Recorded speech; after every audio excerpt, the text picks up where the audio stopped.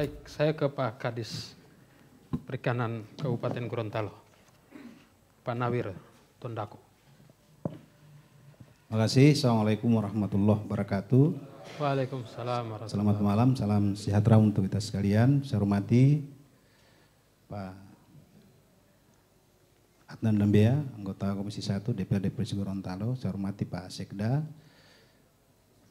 APD Provinsi, Pak Kepala Bapeda, Ibu Kepala Dinas Kelautan Perikanan Provinsi, dari BBS. Hadirin sekalian, mohon maaf saya tidak sebut satu persatu. Saya hormati, terima kasih. Saya Bung Hadi sebagian besar sudah dibabat habis sebenarnya materi. Tapi pada prinsipnya begini Pak, saya dengan Ibu Kadis Provinsi ini kan nasibnya sama sebenarnya dengan nelayan. Karena selama ini teman-teman ini menjadi binaan kita Pak, kita bantu. Dan kami punya target kinerja di sana, produksi ikan tawar sekian. Nah, dengan kebijakan ini tentu bagaimana caranya produksi ikan tawar itu tetap ada, begitu meningkat karena itu target kinerja kami. Kemudian revitalisasi dalam moto juga karena ini kebijakan nasional dan sangat penting juga kita dukung. Sepakat tadi Pak Sekda, kita perlu menyeimbangkan antara kepentingan ekologi kemudian kepentingan ekonomi. Oleh karena itu fakta menunjukkan bahwa saya beberapa waktu yang lalu ditelepon Pak teman-teman Ibu Kadis pembudidaya di Limboto. Mau informasi mereka marah-marah ke saya. Saya Kadis Perikanan baru 4 bulan, Ibu. Marah-marah ke saya tidak tahu persoalannya, tapi pada kesempatan mereka melaporkan Ibu Kadis bahwa dilakukan penertiban, begitu ya. Seluruh tempat budidaya itu yang terutama yang tadi jaring apung itu diamankan. Saya tidak tahu apakah kota seperti itu. Inilah menimbulkan kekhawatiran teman-teman di kota. Saya tadi coba konfirmasi. Jangan sampai hal yang sama terjadi. Karena memang kita harus tegas Pak. Memang Perda mengamanatkan bahwa jaring apung ini dilarang Pak. Oleh karena itu dalam rangka kebijakan kita juga memberikan bantuan Ibu Kadis, kita tidak merekomendasikan jaring apung. Karena kita akan bertentangan dengan aturan di atasnya kan. Karena memang itu dilarang sehingga bantuan ini kita hentikan Pak. Karena kita konsisten dengan Perda, jangan sampai kita melanggar. Jadi pertanyaan saya tadi sudah benar ya? Ya, kurang lebih. Ya, dihentikan gara-gara Perda. Itu, jadi ini saat ini. Jadi memang berdampak luar biasa juga Perda ini. Bukan hanya membuat mereka khawatir, tapi sampai dengan bantuan pun. Itu, tapi saya ingin sampaikan bahwa solusi yang perlu kami juga harus menyelamatkan kinerja kami. Oleh karena itu, sekarang ini sebenarnya kita sedang mengembangkan di Ibu Kadis mohon dukungan kampung budidaya Pak. Kita ingin melakukan pergeseran begitu ya, karena kita harus melihatkan dalam Limboto, maka harus kita melakukan relokasi Pak usaha. Memang tidak mudah secara psikologis, orang biasa dengan mudah budidaya di di Danau Limboto, kemudian kita pindahkan antara lain misalnya kami melalui dana desa, kebetulan saya bekas kepala dinas PMD dulu, kita mensupport teman-teman di Dinas Perikanan misalnya di posisi danau itu kita bangun embung begitu, bisa teman-teman pesiar misalnya di Hutadai itu sekarang jadi tempat wisata, dari tempat pemancingan. Kemudian ada kolam-kolam for, jadi kita sama-sama di BWS juga pernah lakukan itu. Cuma memang kita tidak maksimal. Oleh karena itu saya diskusi dengan teman-teman para pemerhati budidaya itu, Pak Ade, sebenarnya bioplog itu bagus Pak, dia efisien Pak Budi. Kolam terpal itu menggunakan lahan tidak terlalu besar, teknologinya juga tidak terlalu, kemudian lingkungan juga terjaga. Jadi ekologinya kita bisa terjaga karena memang harus kita selamatkan teman-teman di Danau Limboto itu. Kemudian juga ada sumber PAJ di sana Pak. Karena mereka butuh bibit kan, BBI kita akan hidup, UPR kita akan hidup, kemudian pendapatan masyarakat juga, kesehatan masyarakat. Sehingga saya secara pribadi membangun itu, karena masyarakat menurut pemikiran saya, terus terang saja, memang sosialisasi belum maksimal begitu. Masyarakat perlu diyakinkan ternyata bioblok itu bagus Pak. dari saya sampaikan tadi itu. Saya ingin membangun Ibu Kadis karena kita terbatas memang anggaran. Secara pribadi saya membangun biovlog itu menjadi tempat edukasi di lokasi di sekitar rumah Pak, di halaman rumah. Sebenarnya budidaya ikan dengan biovlog ini sangat top di Jawa begitu ya.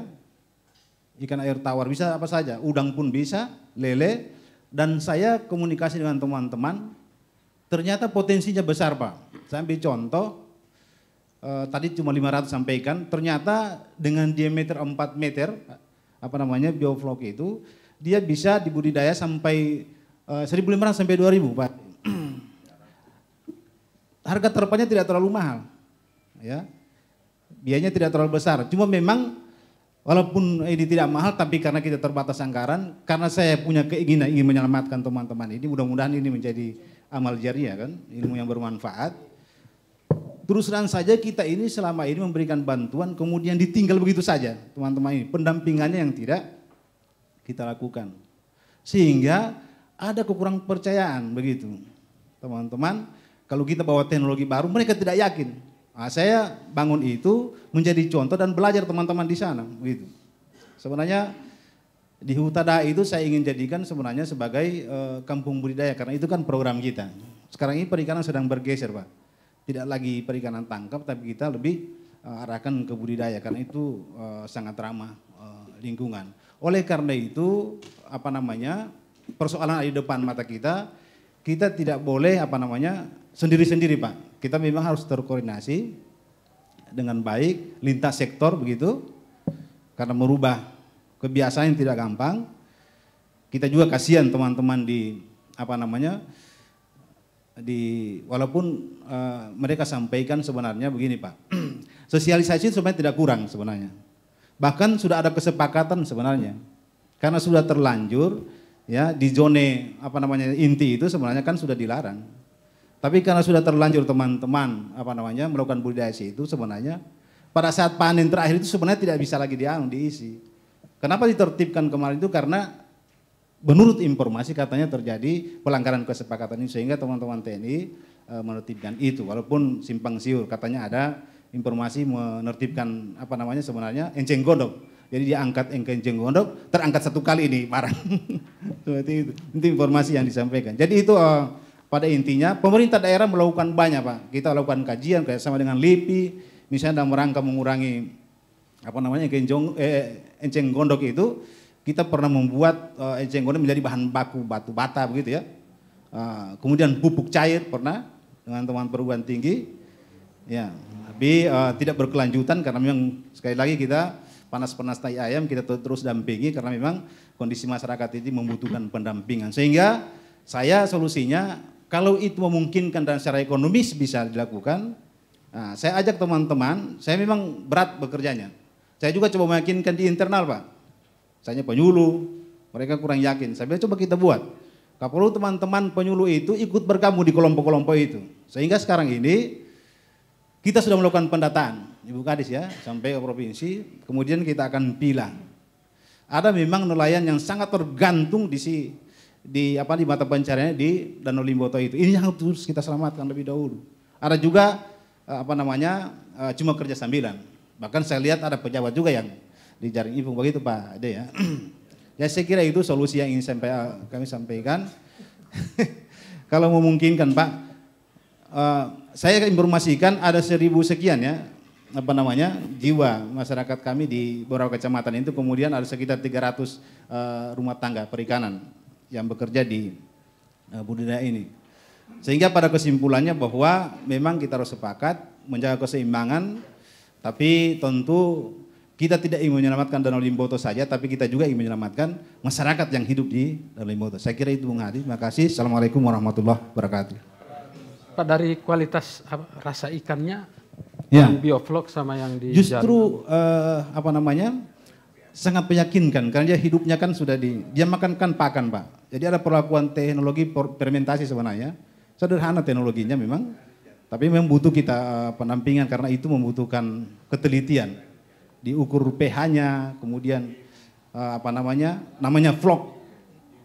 Kalau dijelaskan secara teknis ini akan panjang. Tapi pada prinsipnya rasa ikannya lebih bagus, dagingnya lebih empuk begitu, lebih manis begitu, dan terjamin higienis karena dia tidak makan apa namanya yang lain-lain toh.